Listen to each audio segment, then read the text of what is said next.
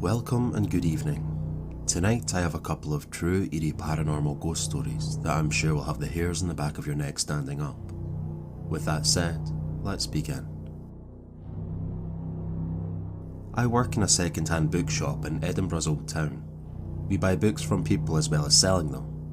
We used to do it over the counter, but that changed due to COVID. Now we do it all over email. They'll send us pictures and descriptions of what they've got, and we tell them what we'd offer. So this guy comes in one evening towards the end of my Friday shift with a copy of The Rosicrucians, Their Rites and Mysteries by Hargrave Jennings, a first edition about this Templar order and their weird beliefs. The book was in pretty bad shape, needed repaired before we could sell it, which of course affected the price we'd offer for it. So he hands it over to me. I dig out the email and say, okay, we've offered £20 for this, is that still okay? The guy says, actually, I wondered if I could get a little more for it. Fair enough question, but I explained to him as it was the owner who had appraised the book in question and not me, I wasn't keen on overriding his offer. Plus, as stated, the book wasn't in the best shape. The guy immediately says, that's fine, I'd rather get rid of it. Struck me as an odd statement, so fool I am, I asked how come. Without missing a beat, the guy says, that book's haunted man, really bad energy. All kinds of weird things have been happening when I was in my house, I just want rid of it. This I wish I hadn't heard. I get spooked real easy, and the shop is a conducive environment for getting spooked if the conditions are right. For example, being told I'm holding a haunted book. Like one time a woman came up to me and was like, what's the deal with that old teddy bear in the shop? I'm like, I don't know, I think they belonged to one of the owners when he was a kid.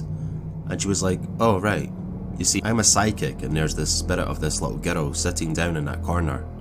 I begged her to stop telling me, but she wouldn't, and I got spooked, so yeah. Anyway, we bought the book off the guy. I stuck it in the back office awaiting repair. The following week I was in my other job broadcasting, working cameras in TV gallery, just chatting with the director Pete. I told him the story, which he thought was cool. The next week, same deal, I'm in the gallery again talking with Pete again, and he was like, you're not going to believe it. Pete has another job as well. He works for a charity which runs like a chill out space for people who are trying to get back on their feet. Somewhere they can come, hang out, use computers and talk. He had been chatting to a guy there who told him a story about a book he just sold, a haunted book. It took a few weeks of back and forth, Pete's only in there once a week, of me and the rest of the gallery crew demanding he get more information until we had a clearer picture. So this guy is apparently a sensitive, has been since he was a wee kid. He, like many other people in the area until the policy changed with COVID, used to go around charity shops looking for books to buy cheap and sell to us for slightly more. It was a decent deal which benefited everyone. Shame we don't do it anymore. So he sees this book in a charity shop one day, looks it over and decides on balance not to buy it, as it's not in the best condition.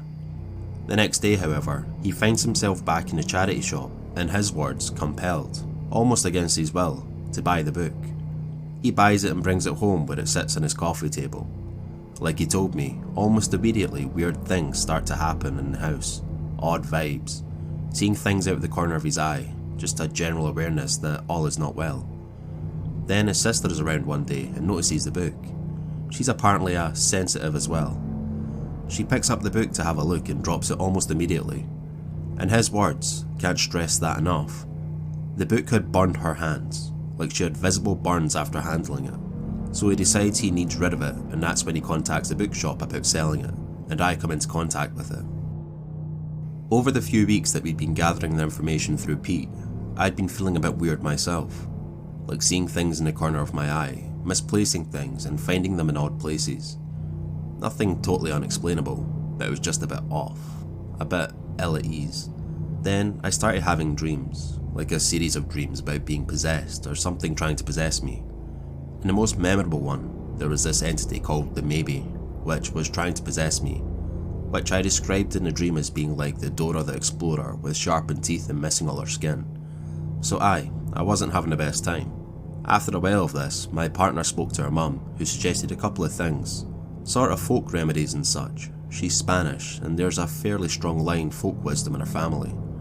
In the end, what we did was, one evening in silence, placed 4 piles of salt, one in each corner of the bedroom. Then took 2 pairs of finger cymbals I have and again in silence walked around the room chiming them under the bed, in the window seat storage, in the wardrobe, in all the little nooks and crannies.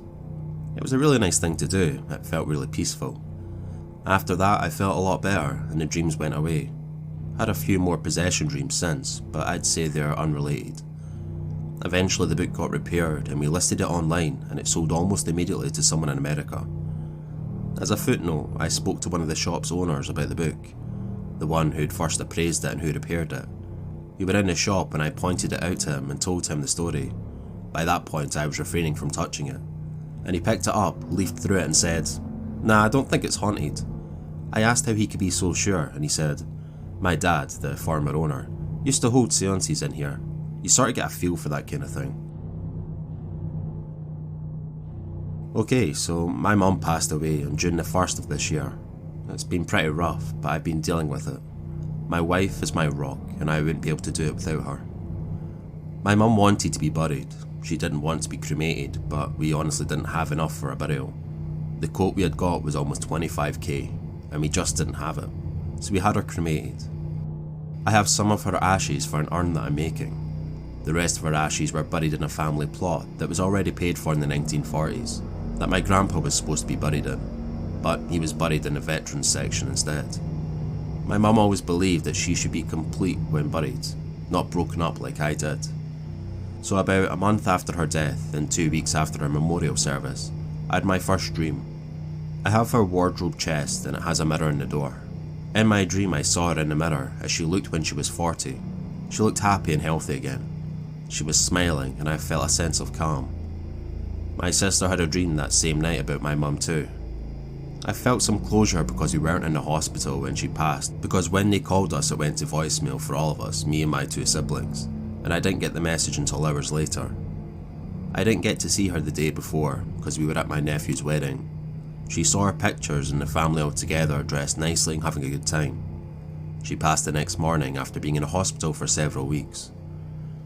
Anyway, a few days after the dream, there's a picture from her house that is leaning against the wall next to my bed. It was thrown off the wall and would have hit me if my nightstand hadn't been in the way.